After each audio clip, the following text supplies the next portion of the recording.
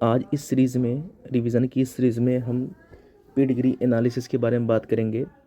और pedigree analysis के बाद जो मेंडेलियन डिसऑर्डर हैं, जैसे कलर ब्लाइंडनेस हो गया, हीमोफीलिया है, sickle cell anaemia, cystic fibrosis, thalassaemia, ये सब भी कवर अप करने की कोशिश करेंगे। वीडियो अगर लंबी हो जाती है, यानी कि 30 मिनट से अगर ऊपर चली जाएगी, इनमें से 2 पार्ट में बना दूंगा।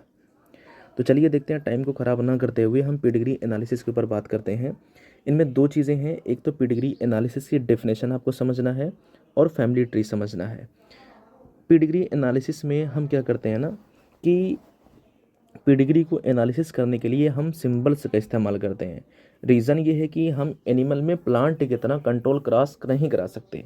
क्या लिखा मैंने, देखिए, जो प्लांट हैं और जो अदर एनिमल की तरह, प्लांट एंड अदर एनिमल की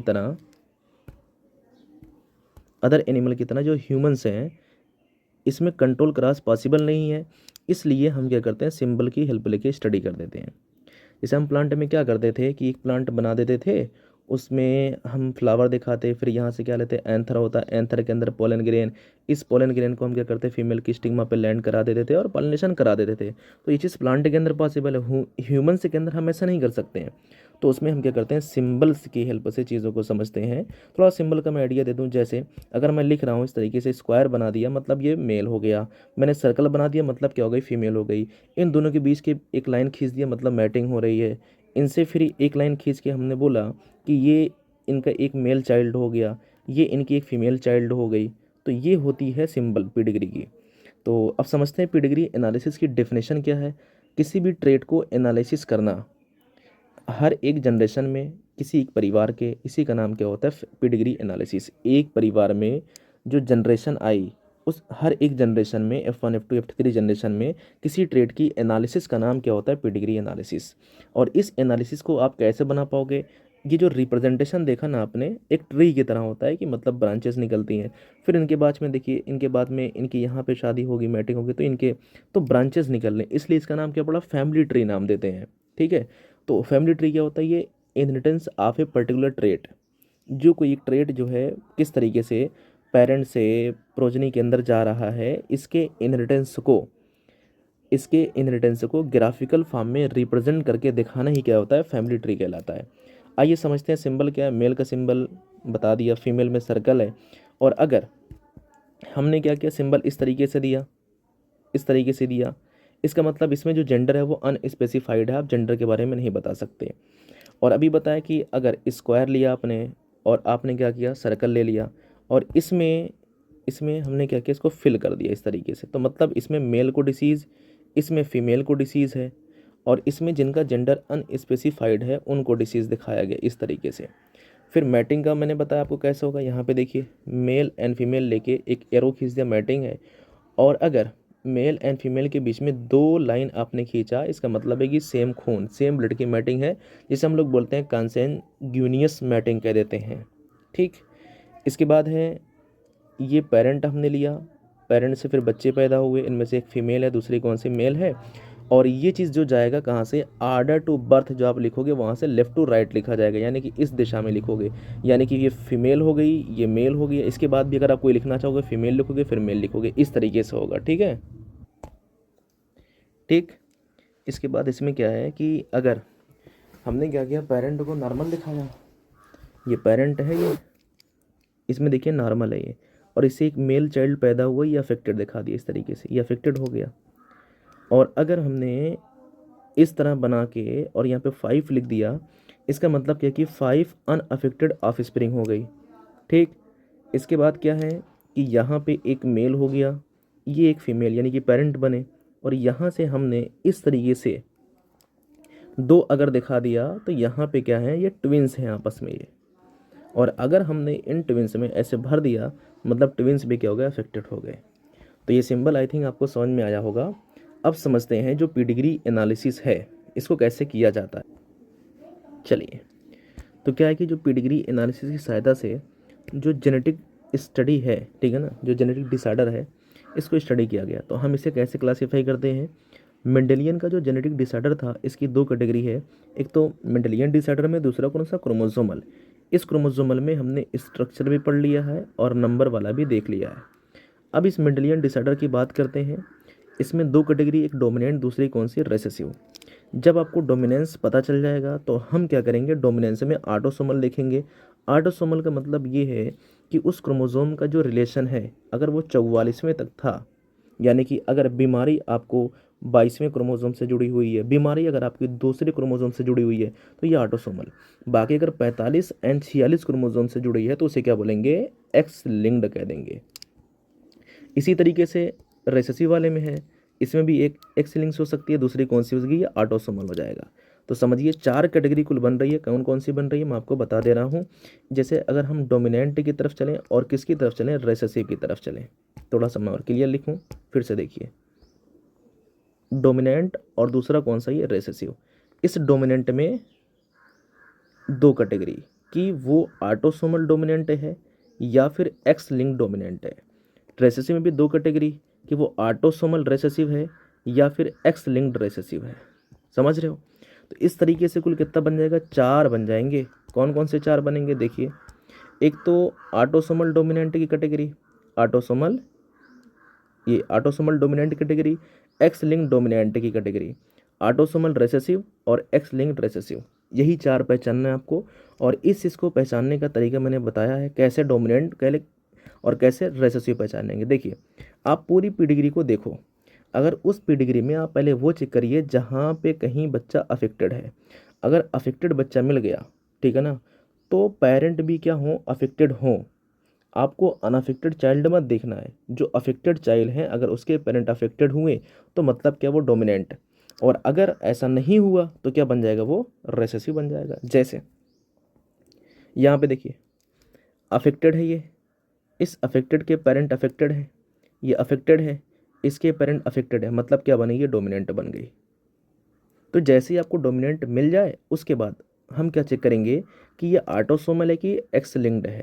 अब ऑटोसोमल के क्या होगा कि जब आप F1 में किसको देखो, मेल को एंड फीमेल को देखो, जब कभी भी F1 में मेल एंड फीमेल दोनों अफेक्टेड हों तो ऑटोसोमल, अगर ऐसा नहीं हुआ तो एक्स लिंक्ड है। आइए F1 जनरेशन चेक करिए, ये है F1 जनरेशन। जब कभी भी F1 में, क्या बताया मैंने, जब कभी भी F1 में आपको मेल एंड फीमेल दोनों अफेक्टेड हो तो ऑटोसोमल, और अगर नहीं रहा तो क्या मिलेगा आपको, एक्स लिंक्ड। बात समझ रहे हो? तो ये देखिए F1 है आपके पास, यहाँ पे क्या, ये मेल और क्या, ये फीमेल, दोनों अफेक्टेड हैं तो क्या बोलोगे, ऑटोसोमल।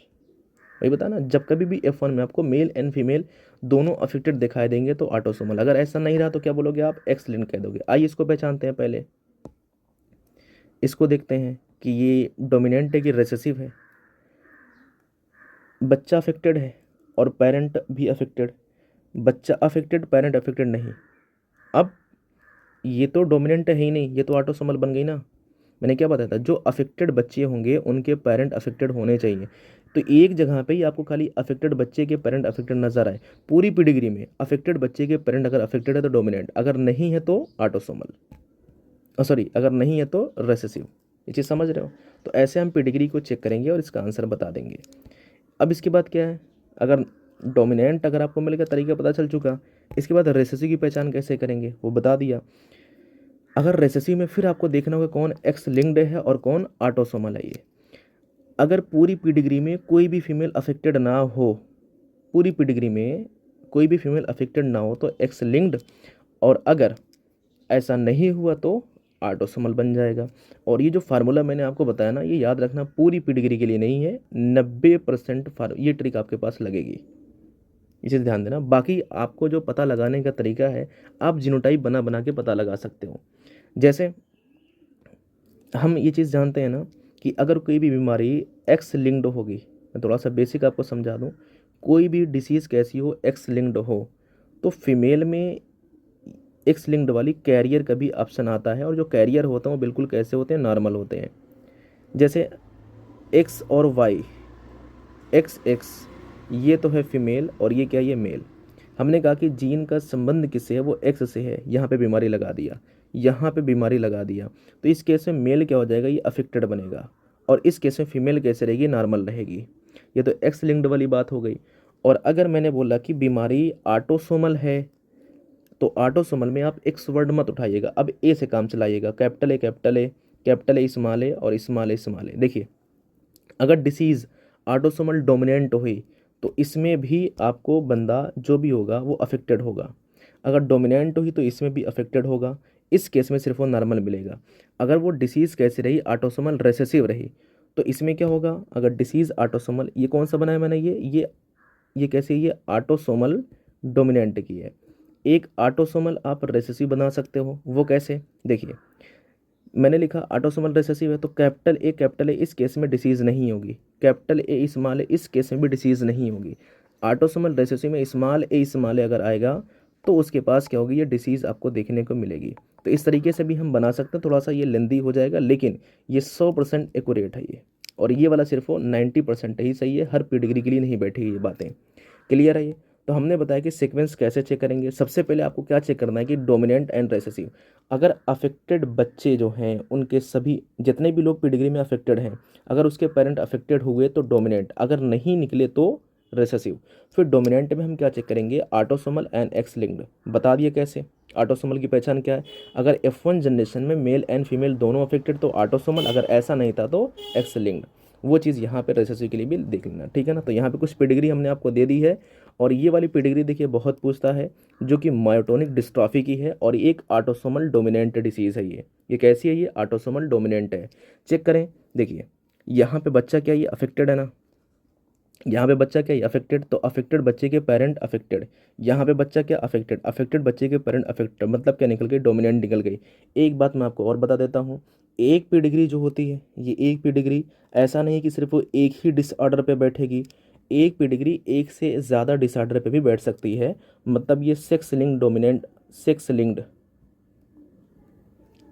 डोमिनेंट इस पर बैठ सकती है, ऑटोसोमल डोमिनेंट भी बैठ सकती है, बन सकती है, अगर आप उस तरीके से जीन बना बना के करोगे तो, ठीक है ना, जीनोटाइप बना बना के करोगे तो पता चलेगा। इसीलिए क्या ना, पेडिग्री के क्वेश्चन नहीं देते, कंट्रोवर्शियल बन जाता है। फिर भी आपको मैंने तरीका बता दिया कैसे पता लगा देंगे, ठीक है ना। अभी 12 मिनट हो चुका है, हमने पेडिग्री को ख़त्म कर लिया। अब जल्दी से देख लेते हैं कौन सा मेंडेलियन डिसऑर्डर के ऊपर बात करते हैं। क्या है, दोज डिसऑर्डर जो ट्रांसमिट होते हैं किसके अकॉर्डिंग, ऑफ स्प्रिंग में किसके अकॉर्डिंग, लाइक वाइज मेंडेलियंस ला, मेंडल के ला के अकॉर्डिंग ये जो डिसऑर्डर होते हैं अराइज, ये किस लिए पैदा होते हैं, ये अल्ट्रेशन या फिर म्यूटेशन ऑफ सिंगल जीन, ठीक है। इसके एग्जांपल कौन कौन से हैं, जैसे हीमोफीलिया हो गया, सिस्टिक फाइब्रोसिस है, सिकल सेल एनीमिया है, कलर ब्लाइंडनेस, फिनाइलकीटोनुरिया, थैलेसेमिया, ठीक है ना। ये सारे, थोड़ा सा कलर मैं चेंज कर दूं, देखिए इनमें से दो आप ध्यान देना, एक है हीमोफीलिया, दूसरा कौन सा, कलर ब्लाइंडनेस। ये दो डिसीज़ ऐसी हैं जो एक्स लिंक्ड रिसेसिव हैं। बाकी जो डिसीज़ आपको दिखाई गई हैं कोई भी आपकी एक्स लिंक नहीं है, ये सब के सब ऑटोसोमल रिसेसिव दिखाई गई हैं। तो आइए सबसे पहले हम डिस्कस करते हैं किसके ऊपर, कलर ब्लाइंडनेस के ऊपर। ये क्या होता है, सेक्स लिंक्ड रिसेसिव डिसऑर्डर है, और ये कैसे पैदा होता है, due to the defect in the either red or the green cone of the eye. हमारी आंखों में रेड एंड ग्रीन कोन होती है ना, उनमें डिफेक्ट की वजह से ऐसा पैदा हो जाता है। और जिनको ये बीमारी होती है ये लोग डिस्क्रिमिनेट अलग अलग नहीं कर पाते किसके बीच में, रेड एंड ग्रीन कलर को ये अलग अलग नहीं पहचान पाते, ठीक है। अगर रेड ब्लाइंडनेस होगा तो इसके लिए बोलते हैं प्रोटोनेपिया कह देते हैं, अगर ग्रीन ब्लाइंडनेस होगा तो इसे बोलते हैं ड्यूटेरोनेपिया कह देते हैं। क्लियर है ये जो अराइज होता है mutation in the certain gene of x chromosome, x chromosome के जीन में म्यूटेशन से होता है। पॉपुलेशन में अगर आए तो 8% मेल इससे अफेक्टेड हैं और 0 फीमेल इससे अफेक्टेड होती हैं। क्लियर है ये। और फीमेल में यह कैरियर होगा कौन सा, अगर एक्स एंड एक्स यहाँ पे सी जीन, तो ये बताया था भी ये कैरियर की तरह काम करेगा। क्योंकि कैरियर है, क्योंकि इस एक्स को सप्रेस करने के लिए, इस मतलब जो एक्स ये वाला ना, ये इसको सप्रेस करने के लिए दूसरा एक्स मौजूद है। लेकिन अगर एक्स एंड वाई आपने बना दिया और यहाँ पे कलर ब्लाइंडनेस का जीन ले लिया, तो इस केस में जो मेल बनेगा, इस केस में जो मेल बनेगा वो कैसा मिलेगा आपको, अफेक्टेड मिलेगा। इस केस में मेल कैसा हो जाएगा, अफेक्टेड हो जाएगा। ये चीज़ क्लियर है ये, बहुत ठीक। तो हमने देखिए क्या डिस्कस कर लिया, कलर ब्लाइंडनेस के बारे में। और एक पॉइंट ध्यान देना कि डाटर जो होगी, डाटर यानी कि जो फीमेल चाइल्ड, ये तभी अफेक्टेड होगी जब मदर कैरियर हो और फादर कैसे हो, अफेक्टेड हो। आप बना के देख सकते हो, मदर को कैरियर कर दीजिए, कैरियर, और फादर को क्या कर देते हैं, अफेक्टेड कर देते हैं। ये है कलर ब्लाइंडनेस के बारे में बात कर रहा हूँ। अब देखिए यहाँ से एक एक्स सी आ जाएगा और यहाँ से क्या आ जाएगा, एक्स आ जाएगा। यहाँ से एक्स सी आएगा और यहाँ से क्या आ जाएगा, वाई आ जाएगा। तो जब ये दोनों साथ में आ जाएंगे तो एक्स सी एंड एक्स सी, तो बताइए डाटर अफेक्टेड होगी कि नहीं हो गई। तो ये लाइन भी आप ध्यान देना। इस पे मैंने एक न्यूमेरिकल क्वेश्चन कराया हुआ है, आप कर सकते हो। क्या है कि जो मिस पूजा है जिसके पिताजी कैसे हैं, ये कलर ब्लाइंडनेस है। ये एक मिनट क्वेश्चन देख लेते हैं। जो पूजा है इसके जो पिता हैं वो कैसे हैं, कलर ब्लाइंडनेस हो गई है। ठीक, ये इस colour blindness marry with Rakesh. अब पूजा की जो शादी हो रही किसके साथ हो रही है, राकेश के साथ हो रही है। हुज फादर, जिसके पिताजी, राकेश के पिताजी वो कैसे थे, वो कलर ब्लाइंडनेस थे। ये the couple has one child, इनके एक बच्चा आया। Predict the possible of colour blindness if the child is son. ठीक है ना। दूसरा क्या है, if the child is daughter. तो यहाँ पे सबसे पहले हम क्या करते हैं, ये फादर लिए ये, और ये क्या हो गई, ये मदर हो गई। मिस पूजा जिसके पिताजी कैसे हैं, ये कलर ब्लाइंडनेस है। ये देखिए, miss Pooja whose father is colour blindness, ये पूजा है, ये इनके ये पिताजी हो गए। ठीक, कैसे हैं वो, कलर ब्लाइंडनेस हो गए। फिर मैरी विद मिस्टर राकेश। अब जो पूजा है इसकी शादी किसके साथ, राकेश के साथ हो रही है, और जो राकेश की मदर हैं वो कैसी हैं, कलर ब्लाइंडनेस हो गई। ठीक, अब इनके बीच में जो कपल आए, मतलब ये जो दो कपल हैं, ठीक है ना, इनका एक जो चाइल्ड था, कपल हैज़ वन चाइल्ड, बच्चा आया। This couple has one child. Predict the probability of colour blindness if the child is son, जो बच्चा है वो लड़का है। If the child is daughter, जो बच्चा है वो लड़की है, तो उसको बताना है। आइए कैसे किया हमने, देखिए। हम जानते हैं कि फादर जो होता है हमेशा अपना एक्स क्रोमोसोम किसको देता है, डॉटर को देता है, ये बात पता है। और जो राकेश है के पास जो एक्स क्रोमोसोम आता है वो उसकी मदर से आ गया। तो हमने क्या किया, पूजा का फादर से ये एक्स सी वाला दिखा दिया, बाकी एक्स उसके पास मम्मी से नॉर्मल वाला आ गया। ये जो राकेश है इसके पास जो एक्स क्रोमोसोम कहाँ से है, मदर से आ गया, बाकी वाई नॉर्मल पिताजी से आ गया। तो इस तरीके से पेडिग्री बनी। अब यहाँ से हमने क्या किया, सेपरेट किया, एक्स सी और एक्स हो गया, यहाँ से गैमेट बना एक्स सी एन वाई हो गया। अब देखिए प्रोजनी बन रही, ये वाला इसके साथ, तो एक्स सी, ये वाला इसके साथ एक्स सी और वाई, एक्स एन एक्स सी ये वाला बन जाएगा, ये इससे बन के आया, ये वाला इससे बन के आया। अब देखिए कुल कितने यहाँ पे बच्चे आए, ये टोटल चाइल्ड तो 4 हैं, उन 4 में से आप देख रहे हो 2 सन हैं 2 डॉटर हैं।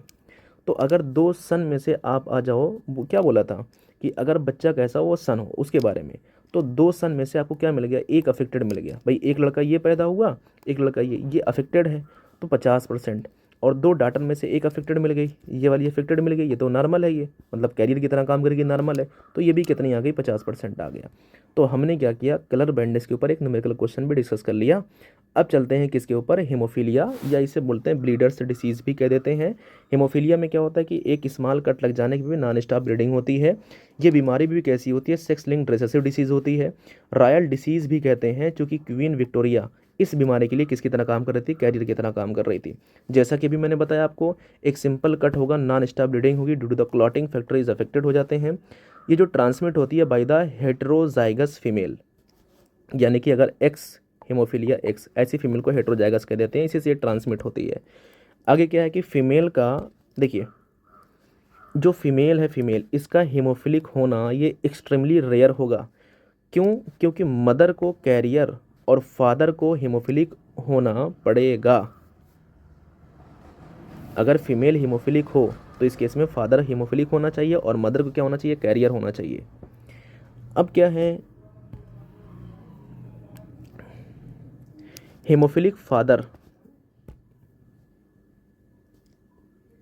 जो हेमोफिलिक फादर हैं ये भी क्या करते हैं, लेटर एज तक सरवाइव नहीं करते हैं। क्यों, ये लेटर एज तक सरवाइव ना कर पाएगा तो मैरिज भी नहीं हो पाएगी। तो अफेक्टेड मेल, अभी लाइन देखो उल्टी हो जाएगी, तो इनमें क्योंकि जिनको हीमोफीलिया होता है ना, अगर देखा जाए तो ये भी सर्वाइव नहीं कर पाते, और जैसे फीमेल तो बहुत कम ही चांस होता है कि वो हीमोफिलिक होते हैं, लेकिन वो भी नहीं सर्वाइव कर पाते due to the menstrual cycle. है ना, इसके ऊपर ज़्यादा कुछ नहीं। अब यहाँ से आप देख लेना हमने क्या किया, फीमेल को यहाँ पे क्या दिखाया हुआ है, कैरियर दिखाया है, और यहाँ पे मेल क्या है, अफेक्टेड। ये हाइपोथेटिकल मैरिज होती है। आइए अब हीमोफीलिया में हम बात करते हैं कि दो टाइप की होती है, एक होती है हीमोफीलिया ए और दूसरी कौन सी होती है, हीमोफीलिया बी। सबसे ज़्यादा कॉमन कौन सी मिलेगी आपको, हीमोफीलिया ए होती है। इसमें एब्सेंस ऑफ क्लोटिंग फैक्टर 8, जो 8वां फैक्टर होता है वो एब्सेंट होता है, और यहाँ पे एब्सेंस ऑफ क्लोटिंग फैक्टर 9, ठीक है ना, प्लाज्मा थर्मोप्लास्टिक को फैक्टर ये होता है। तो हीमोफीलिया ए एंड बी का जिक्र आपके एनसीईआरटी में नहीं दिया गया है, और इससे भी देखिए हमने एक क्वेश्चन कराए हुए हैं, आप इस क्वेश्चन को पढ़िएगा और सॉल्व करिएगा, ठीक है। तो हमने क्या डिस्कस कर लिया, colour blindness and haemophilia discuss कर लिया। अब बात करते हैं किसके ऊपर, सिकल सेल एनीमिया के ऊपर। ये कैसे डिसीज़ है, ये एक ऑटोसोमल रिसेसिव डिसऑर्डर है ये। मुझे लगता है कि यहाँ पे होल्ड कर करके वीडियो डालें, क्या है कि ज़्यादा भी हो जाएगी, बहरहाल कवर कर लेते हैं। अब सिकल सेल एनीमिया कैसी है, ऑटोसोमल रिंग रिसेसिव डिसऑर्डर है, और एनीमिया मीन्स क्या होता है कि जो O2 की कैरिंग कैपेसिटी होगी खून ब्लड से, वो क्या कर जाती है, डिक्रीज कर जाती है। और इन दिस केस अगर ऐसा हो जाएगा, मतलब जो चीज़ होती है वो क्यों होती है, चेंज ऑफ आरबीसी शेप। जो आरबीसी होती है वो बाई कॉनकेव इस तरीके से होती है ना, जब वो इस तरीके से हो जाएगी O2 की कैरिंग कैपेसिटी डिक्रीज कर जाएगी, वो इसमें बोलेंगे कि हाँ ये इलांगेटेड सिकल शेप हो जाती है, ठीक है ना। अब ये आरबीसी का जो शेप है वो किस वजह से चेंज होता है, डीएनए में म्यूटेशन के कारण होता है। अब आइए, जैसा मैंने आपको बताया था जीएजी बनता है, ये फटाफट देखते हैं। जीएजी की जगह पे क्या आता है, जीओजी आ जाता है। कैसे हुआ, अगर ये एमआरएनए है तो एमआरएनए डीएनए से, ये देखिए डीएनए का मैंने क्या किया, एक 5 प्राइम दूसरा कौन सा 3 प्राइम लिया हुआ है, तो दूसरा स्टैंड 3 प्राइम से 5 प्राइम। आपने पढ़ा है ना कि जो एमआरएनए है वो बिल्कुल समान किसकी तरह होता है, कोडिंग की तरह, ये आप जानते हो। या एमआरएनए पे जो इन्फॉर्मेशन आती है वो डीएनए के टेम्पलेट से आती है। तो आप देखिए अगर टेम्पलेट पे सी है तो सामने क्या आएगा, जी आएगा। टी है तो आरएनए पे क्या आएगा, ए आ जाएगा। सी है तो क्या आ जाएगा, जी आ जाएगा। अब एमआरएनए का जो सीक्वेंस होता है वो कोडिंग से मैच खाता है। मैच कराइए ज़रा, देखिए यहाँ पे जी, यहाँ पे जी, यहाँ पे ए, यहाँ पे ए, यहाँ पे जी, यहाँ पे जी। डायरेक्शन भी मैच खाती है, 5 प्राइम से 3 प्राइम, 5 प्राइम से 3 प्राइम। ये बात क्लियर हो गई है। अब हुआ क्या होगा, डीएनए में म्यूटेशन का मतलब हुआ क्या होगा, समझते हैं। देखिए यहाँ पे क्या था कि हमने क्रोमोसोम देखिए बनाया हुआ है, और ये डायरेक्शन क्या है, ये 5 प्राइम से 3 प्राइम है। तो यहाँ पे जो एडेनिन था ना, यही देखिए हट के यहाँ पे क्या आया, थायमिन भी आया। तो जब थायमिन आया सामने, अब थायमिन के यहाँ पे जो जो कोडिंग किस में चेंज किया गया है, ये डिपेंड करता है कि हम चेंज किस में कर रहे हैं। तो हमने क्या किया, कोडिंग वाले में ए के प्लेस पे क्या लगा दिया, टी लगा दिया। तो टी के सामने डीएनए के दूसरे स्टैंड पे ए आ जाएगा। अब अगर इन्फॉर्मेशन यहाँ से कॉपी हो रही है टेम्पलेट से, तो भाई टेम्पलेट से जब कॉपी होगी तो ये जी आएगा। ए के सामने क्या आ जाएगा, थायमिन के प्लेस पे यू आ जाएगा। सी के सामने क्या आ जाएगा, जी आ जाएगा। तो फिर क्या होगा कि जो जी ए जी से जो क्या बन रही थी, ये ग्लूटामिक एसिड बन रही थी, अब जी यू जी से क्या बन जाएगी, ये वैलिन बन जाएगी। और ये भी ध्यान देना आपको, ये जो चीज़ होती है ये कहाँ पे, ये बीटा ग्लोबिन चैन पे होती है। जैसे जब हीमोग्लोबिन पढ़ते हैं ना, हीमोग्लोबिन में कुछ चैन ऐसे पाई जाती है, 4 होती हैं, alpha and alpha dash, beta and beta dash, तो बीटा डैश पे होती है। और इस ग्लूटामिक से पहले भी आपसे पूछ सकता है कौन कौन सी है, वैलिन है, हिस्टिडीन है, ल्यूसीन है ना, और प्रोलीन है, और ये थ्रीनिन। इस तरीके से अमीनो एसिड लगी होती है यहाँ पे। तो क्लियर है ये, मैंने क्या लिखा, बीटा चैन की 6th पोजीशन पे ग्लूटामिक की जगह पे क्या जाता है, वैलिन आ जाता है, ठीक। तो इसका भी एक क्रॉस दिखाया गया हमने कि एच बी ए यानी कि ये नॉर्मल है, एच बी एस ये सिकल सेल है ये। तो ये भी एक हाइपोथेटिकल क्रॉस है, क्योंकि जिसको सिकल सेल एनीमिया होता है वो एडल्ट तक सर्वाइव नहीं कर पाता। तो यहाँ से जो गैमेट आएगा वो एच बी आएगा, यहाँ से एच बी एस आएगा, दोनों फ्यूज़ कर जाएंगे तो एफ1 जनरेशन बनेगी। और ये जो सिकल सेल ट्रेट है ये कैरियर होगा, ये किसकी तरह काम करेगा, कैरियर की तरह काम करेगा। फिर हमने क्या किया, इन दो कैरियर को आपस में मैरिज करा के देखा हुआ है, आगे आइए। तो इस तरीके से यहाँ से क्या लिखा कि जब आपने उनके बीच में क्रॉस कराया और फिर चेकर बोर्ड बना के देखा, तो कैरियर मिलने के चांस क्या होते हैं, ज़्यादा हैं। आप देख लेना यहाँ पे कैरियर आपको ज़्यादा नज़र आएंगे, देख लीजिए। HbAs ये carrier, HbA and HbS carrier, इनको डिसीज़ है, ये कैसा, ये नॉर्मल होगा। तो यही कैरियर मिलने के चांस क्या हैं, ज़्यादा हैं। अफ्रीका में लोग मलेरिया से ज़्यादा मरते हैं, और मलेरिया का जो पैरासाइट होता है वो आरबीसी में जाता है। तो वहाँ क्या हुआ कि मलेरिया के रहने के लिए जगह कम कर दी गई। तो जगह कम कर देने का मतलब क्या हो गया, वहाँ पे जो आरबीसी है वो सिकल सेल कर दी गई।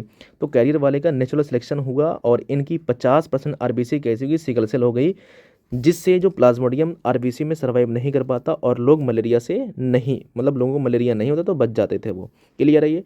सिकल सेल एनीमिया किसके एग्जाम्पल था, पेलियोट्राफी का भी एग्जाम्पल था।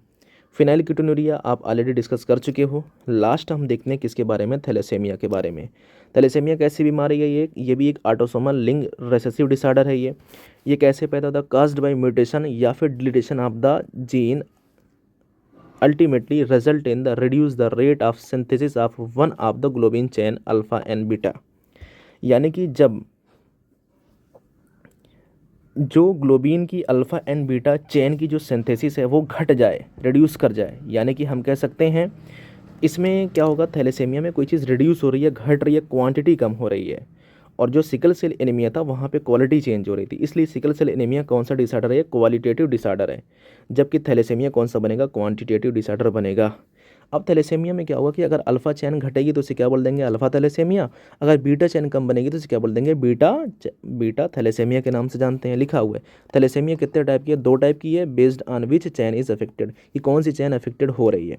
एक होती है alpha thalassaemia, when alpha chain production is decrease due to the mutation of one or more of the 4 gene.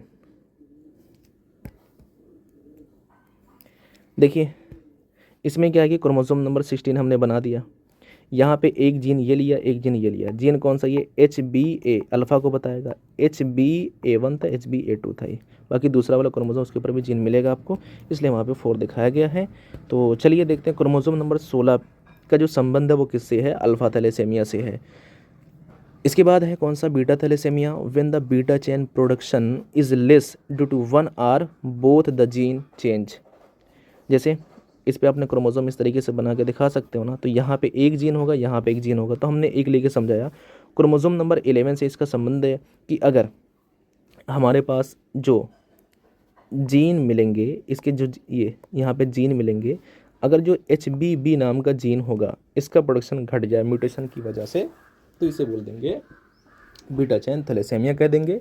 और बीटा चैन थैलेसेमिया का संबंध क्रोमोसोम नंबर 11 से होता है। क्लियर है ये।